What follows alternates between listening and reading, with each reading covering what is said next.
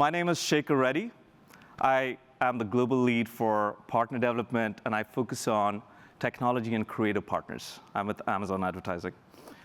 And I'm super excited to have some really exciting panelists on our stage today. Before we get started, I see a lot of familiar faces in the audience. So show of hands, how many of you have been to Accelerate before? Maybe this is your second or third time. Don't be shy. OK, this is a good mix of repeat and new customers. OK, every marketer's dream. This is my second time at Accelerate. And this is quickly becoming one of my favorite events at Amazon. I've been here for 12 years. Why do I love this event so much? There's a strong sense of community I've noticed here.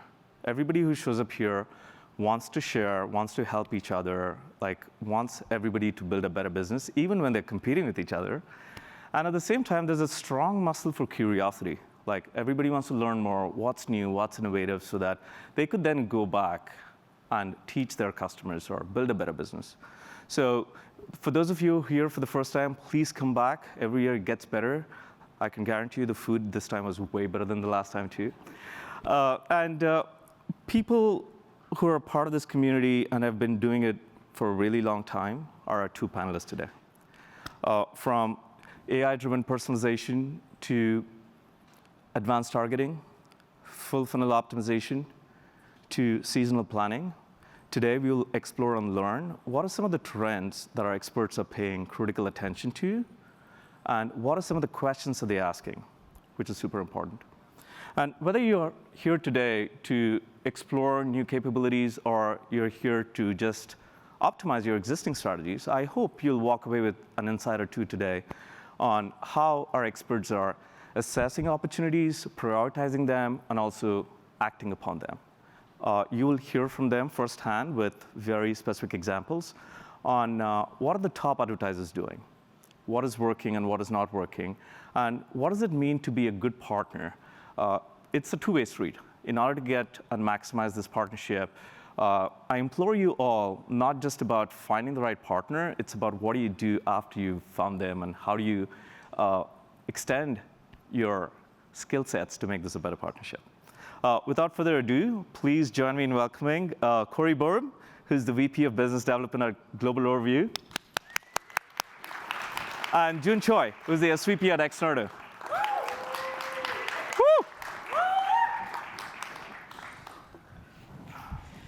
Hey, guys.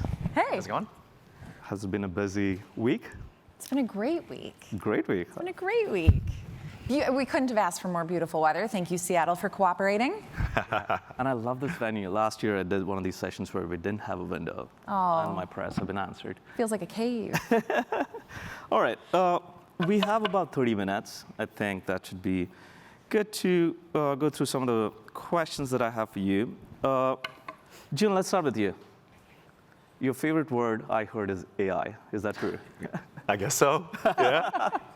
All right, so AI is rapidly evolving in advertising, and I think we can all agree it's part hype, but it's got a lot of real potential.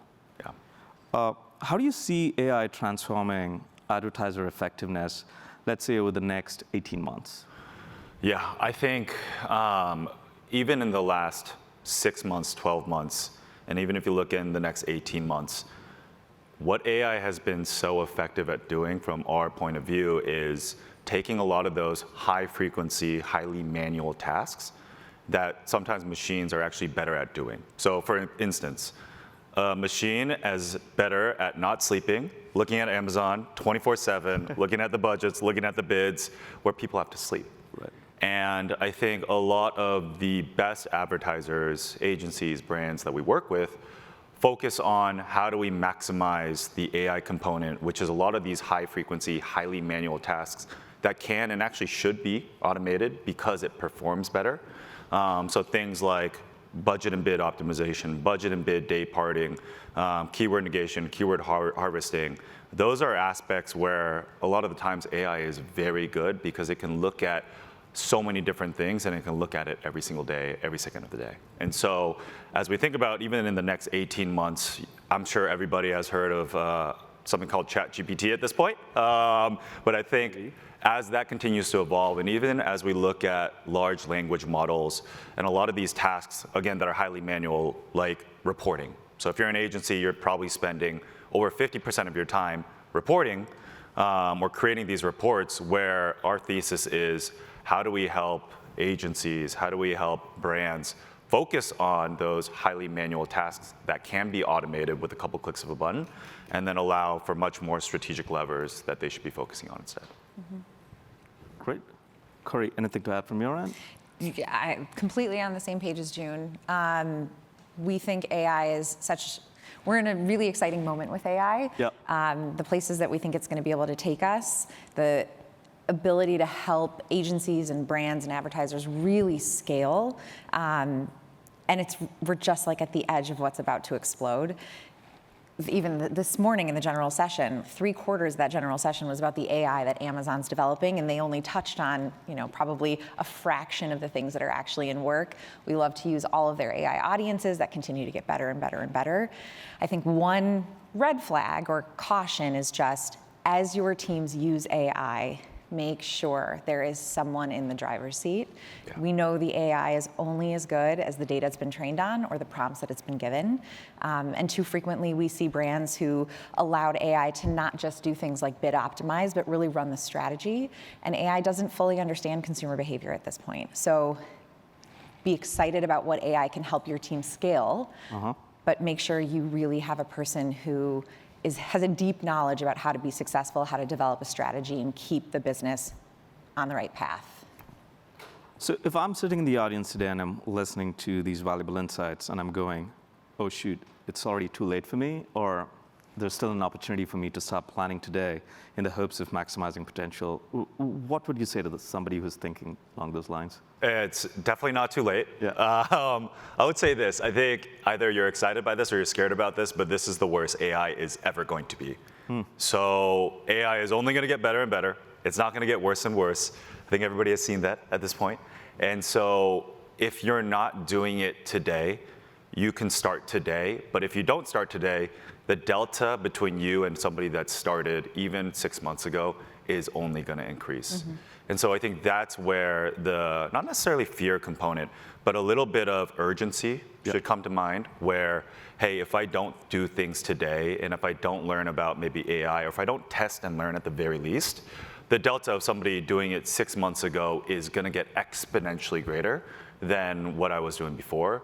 And so I think you can always look at it as like, hey, I'm not starting today, but if you don't start today, or at least test and learn, again, the delta is only going to get bigger. And we've talked about this before. For those who are hesitant to start because they're nervous or cautious, this is not a one-way door. There's a ton of room for experimentation and still have that control. Yeah. I think Corey was 100% spot on. Like, AI should never be set it and forget it. Right. That should never be the instance. It should always be a co-pilot.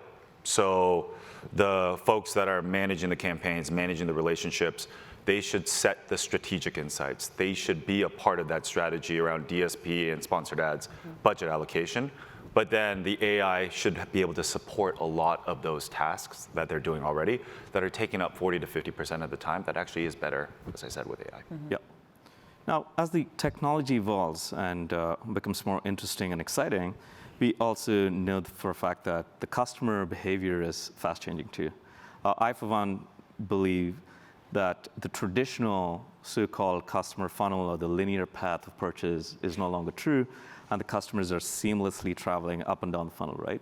So with that context, how can our brands and sellers today effectively think about blending both brand and performance marketing strategies to capture both in-market buyers and also think about how to grab the attention of upper funnel audiences? I'll take that one. Brands have to think about media as an integrated approach. To look at lower funnel and upper funnel separately, to look at performance and brand marketing as separate things is such a mistake, because they're there to support and complement one another. So if we're not looking at it from an integrated lens, we're already doing it wrong. And we need to make sure that they are working to help one another be better and be more efficient. For us, one of the things that we really focus on is being really clear about the distinct goals of each phase of that funnel and the tactics that you use within the phase. We can expect that streaming TV should behave like sponsored product ads, and our metrics should not look the same, right? But what we do want to understand is that our streaming TV ads should ultimately make our sponsored product ads more efficient in the long term. So it's how do these things work together in the long term to make the best, most efficient outcomes for brands, and it's blending the whole funnel together. We have to make sure that we're doing that. You have to set clear expectations, and then don't necessarily use traditional ad KPIs to look at total performance of your business. You don't get to take, ROAS to the market or to the bank. You need to make sure you're looking at building and growing your holistic business. So frequently we have brands come to us and say, my business is stagnant, but I've got a great ACOS or I've got a great ROAS. Look, your media is not working. If your business is stagnant, it's not doing the thing that it's supposed to do, which is building your brand awareness and ultimately growing sales and driving traffic. So making sure that you always are zooming out to look at the big picture and ensure you're continuing to stay on track and not just hyper-focused on each individual metric as you go. Yeah, and to that end, Corey, when customers do come to you, do you have set frameworks through which you understand their needs and problem statements, or is it more along the lines of case by case, in which case I wonder how easy it is to scale? So would love some insights on how do you work with your customers? So it is very custom, right? We want to make sure we're achieving your particular goals and objectives, and that's the first thing we're going to ask you. What is it that you're trying to achieve? And don't just say growth. What does that look like? Be really specific about, I am trying to achieve X% of growth using these priority segments of my business. From there are more prescribed ways to grow. If you have a consumable business, the equation's not that difficult. You have to continue to drive new to brand. If you believe in your product, you believe that there's going to be repeat purchase, new to brand is the game the whole time. So how are we focused on really driving new to brand? Because we know we're going to continue to pick up that repeat, and then monitor those metrics, right? Make sure the repeat is happening. We're continuing to drive loyalty. Subscribe and Save becomes a fantastic tool for us. But new to brand is really king at continuing to fill that funnel. When it's hard lines, everyone is really new to brand, right? If you're selling a blender, you're probably selling one blender a year. You're not going to be selling 15 to the same guy unless he happens to have a kitchen, a restaurant. So it's for that. It's again continuing to really fuel that funnel of I need to build my awareness and continue to drive new customers because that's my total focus of really getting my message and my value proposition out there. I was just going to say, I think if AI is my first favorite word, I guess, AMC might be a close second. And I think even if you asked me maybe 3 years ago or 4 years ago if full funnel was a buzzword, I would have probably been like, yeah, I think it actually is a buzzword. I think AMC has completely revolutionized what full funnel actually means. And I'll give you like very specific examples of with AMC now, you can, with sponsored ads level targeting, everybody knows it's very efficient, keyword level targeting, high intent. With AMC now, you can understand what are the best, let's say for new to brand, what are the best keywords that are driving the most new to brand sales for sponsored products. Okay, great, we're also running DSP. Let's create AMC custom audiences to retarget anybody that searched for that specific keyword but never purchased. And so you're starting to leverage all of that sponsored product, sponsored ads data, and then tie that back into your upper funnel to actually create that full funnel synergy that was missing before AMC. And there's other tactics like everybody could go do this tomorrow where pull an AMC report, look at the overlap analysis and understand, hey, what are the highest converting combinations of ads? Because a lot of the data that we've seen is if somebody sees a sponsored product ad, yes, they'll convert at X rate. But if they see a DSP and a sponsored product ad, then they convert at a 20% higher rate. So then you can start working back into your models, your math, and actually really understanding like what are the full funnel strategies that you can pair together that actually drive efficiency for your business that I don't think you could have done 3 years ago. Totally agree. And Corey, quickly going back to you, so I agree with a lot of what June has shared, both in my own personal experience and direct customer feedback. And I would imagine not all of these solutions are homegrown for you, such as AMC expertise, just making an example. So how are you thinking about acquiring that skill set? Are you partnering with other partners? Help us understand how this landscape of partners is evolving a little 100%. So our team definitely utilizes AMC, but we do use third-party resources like tools to help us better visualize what that AMC path to purchase looks like and helps us create those visualizations for our partners. We completely agree. AMC has come so far in the last few years. When Amazon launched AMC 4 years ago, it was like, oh yeah, this is the next coming of Jesus, isn't it? No one really knew what they were doing, and today it's allowing us to be so much more efficient and more effective. And our providers, our tool providers, not only help us with some of the measurement pieces, but also with those custom audiences, which I would say is the real gold mine of AMC. Yes, the measurement is super helpful, but then taking that data and creating those custom audiences that you can find the most relevant, most efficient shopper for you has been so instrumental in really growing brands. Absolutely. So really quick for the audience, might be obvious for some of you, what I love about what just Corey shared is the fact that by virtue of working with one partner, you now have the access to multiple partners. So in that sense, it's a true force multiplier. So if you're constantly thinking about choosing the perfect partner, I think starting somewhere might be a great way to do it. 100%. I mean, we all want to focus on the things that we're good at. Xnerta is great at development, right? They have fantastic developers. Tech is their bread and butter. We know that that's not our strength. Global Overview is a people-centric business. For us, we look at full representation of our clients on Amazon. The person is our core priority. We have teams of specialists, functional specialists that manage the whole business, but we do need to rely on tech from third-party partners to help us scale that skill set. So for us, we've got really the brains of the person combined with the wonderful tech providers that really help fuel the back end for us. It's great to have a partner who has those resources and can utilize them, and then allows you to sort of sidestep that process, especially if you don't have that strategic lens in-house. Not having the strategic focus means you're going to be using tools, but you don't really know what you're doing with them. Totally. I mentioned at the top of this talk earlier that we want to learn a little bit about seasonal planning. So Prime Day is very fresh of mind. So I'm curious what in your experience were like some key insights and learnings that you picked up this past July that you think our customers could right off the bat apply to Q4 holiday planning, plus specifically Black Friday and Cyber Monday? We take tentpole at Global Overview very seriously.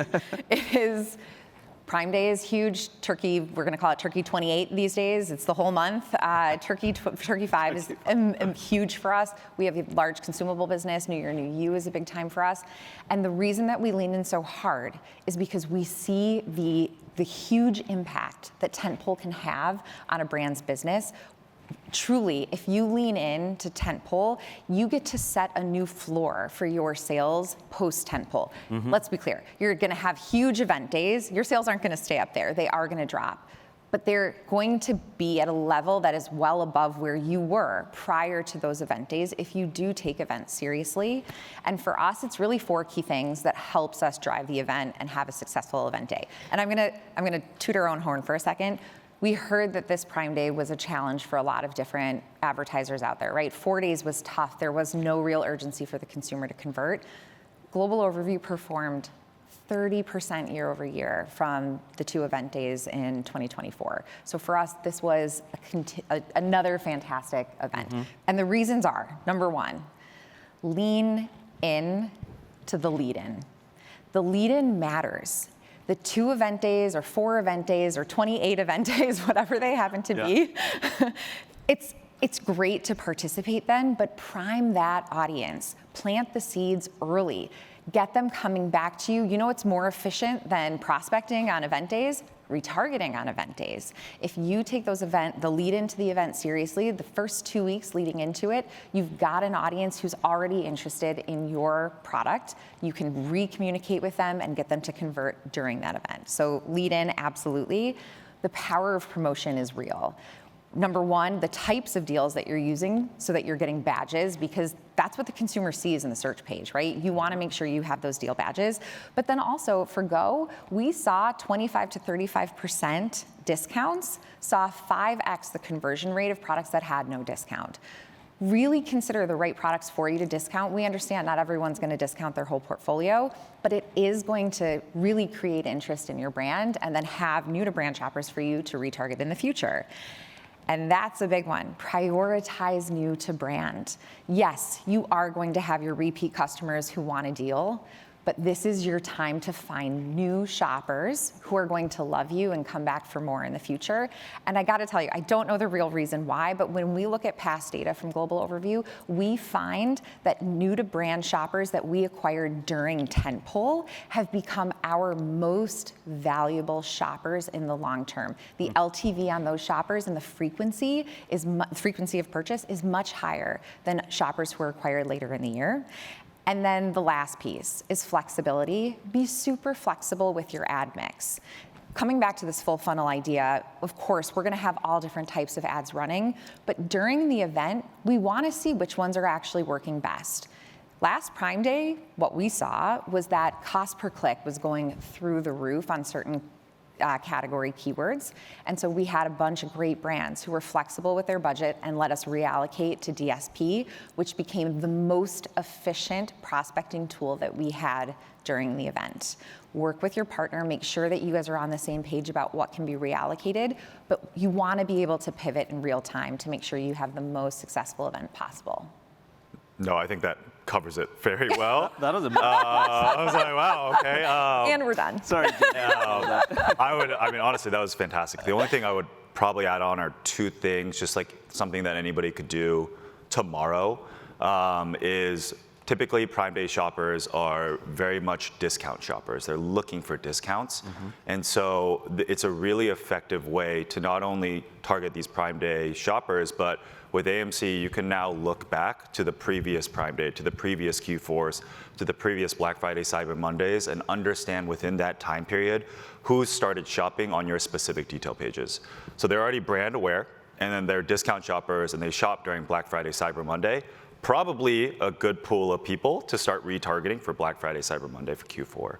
The other thing I think would be really interesting for, again, anybody in this room to do is, as Corey mentioned, customer lifetime value is something where we've seen that ROAS is a little bit of an outdated metric. There are ways that I'm sure everybody can game ROAS in specific ways.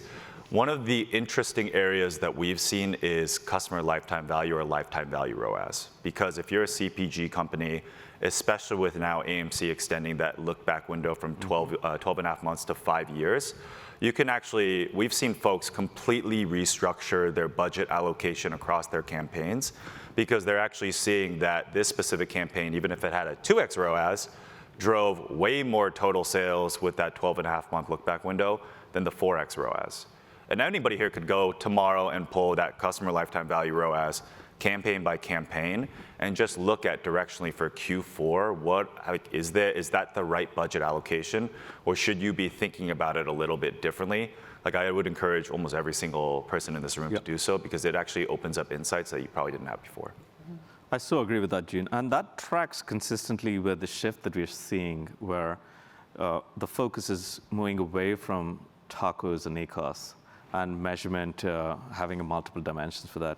Is measurement a core focus about how you help your customers, and are there any exciting problem statements that you're looking at as it relates to measurement?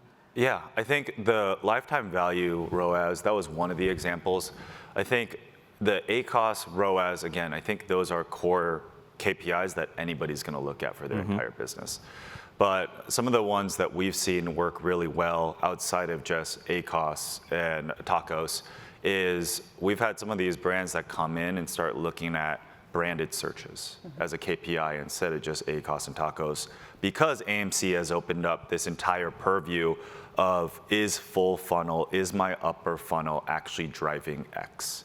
And so with that insight in mind of understanding, oh, actually, this specific Prime Video campaign that we're running drove X amount of total sales, but the cost per branded search after we ran this campaign decreased by 20%. And why is that significant? Because now if somebody's typing in our brand and they're more familiar with the brand, the conversion increases by X%. And so they started doing a lot of this different mental math modeling throughout, and they found that it's not just the direct ROAS that these specific campaigns drive, it's all of these different KPIs that are now adding on where the impact is much bigger than just ACOS or tacos. Totally. In that vein, my colleague over there, Dory Wendling, just did a speech one floor below us, or a session, and one of the data points that she brought up was for brands who are investing in full funnel media that we've seen year to date, their total, ad attributed ROAS was 30% higher than brands who had only invested in lower funnel media year to date, which is super impactful. And we can talk ROAS, right? We can have this ROAS conversation where 30% higher for total ad attributed ROAS. But I would bet you, if we looked at each tactic and we looked at the ROAS of each of those tactics, the upper funnel media would not have looked good.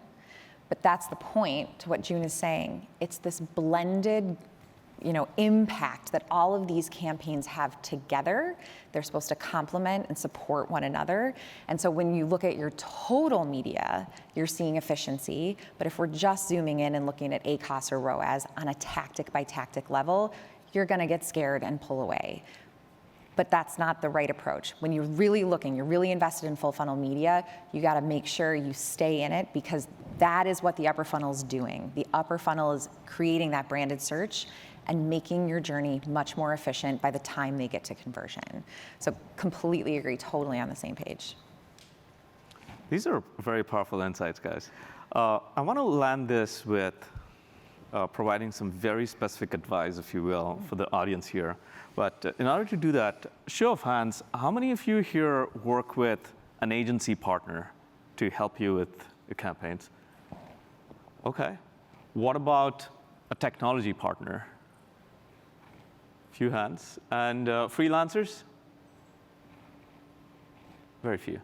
So you have a bird's eye overview of the kind of audience we have today. Like, how can they be better partners for you? Like, I bet you look at the roster of your customers and go, this is a great partner. Share with us a life in the day which will make somebody a great partner for you and what they can be doing better. Okay, so I told Shaker this already. I love this question because nobody asks us this ever.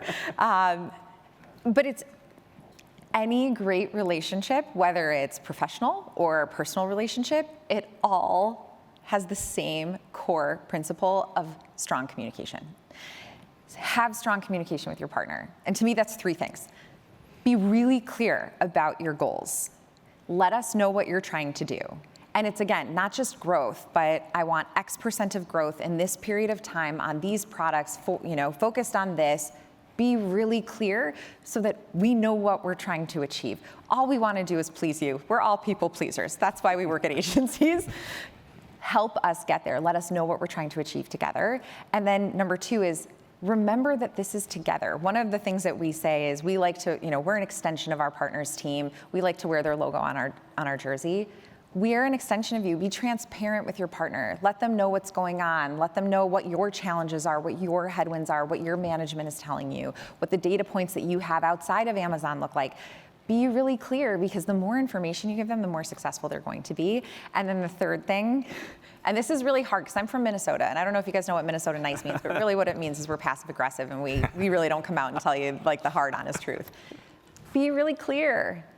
If someone's not hitting the mark, let them know. Give them a chance to be better, right? We can't be on the same page if we don't know what page you're on. So just be super transparent with your partner. They want to do better. They want to meet your needs. Let them know when they're not, and give them a chance to get better. I did not know about the passive aggressive. It's real. I'll keep an eye out for that. I'm from Seattle, so passive aggressiveness is definitely something that I know well. I would say this. For the record, that's not what we want to take from this. Not where we wanted to shift that conversation. I would say Global Overview is a fantastic agency. Like, they've been one of the original players from the very start. I think us as a tech provider, and the key things that we always push our partners, our agency partners, anybody that we work with, and anybody that we speak with, is test and learn. And I think, honestly, the best example I can give is, like, I remember when, I think some people are probably gonna roll their eyes because I see very familiar faces in the room. I tell this story all the time where, like, I remember when I was at Amazon and sponsored ads just came out. Right. And I was like, hey, this is a really cool product. You guys should take a look. Advertiser A. They're like, no, this isn't gonna work. And now, like, 10 years later, and it's one of the best ad products out there on the market. And the folks that were testing it, I literally saw like 100x ROAS for the first person that ever bid on the keyword mattress as a mattress company. And so I think as you start to think about those things, you have that advantage of, with AMC still early on, figure out what the right questions to ask your agency, your partners, and all of the specifics, not high level. Go into the tactics, go into the specifics. How should we look at upper funnel versus lower funnel? How should we look at customer lifetime value ROAS versus regular ROAS? And I think those are the questions that if you start asking now, especially for Q4, those are the things where people are going to be much more successful. And it's not just an incremental 5%. We've seen folks that have year over year not increased their ad budget and increased their total sales by 25%, just because they dove into AMC. So I think those are the things where I would really start to take a look at, test and learn, AMC, ask the right questions, and if you're not educated on AMC, become really, really educated on AMC so you can ask the right questions. Yeah. Well, Corey and June, thank you so much. I think what you are doing for our seller customers and just the overall community in large is like truly commendable. It makes our jobs easier. So really appreciate it. Thank you for your time.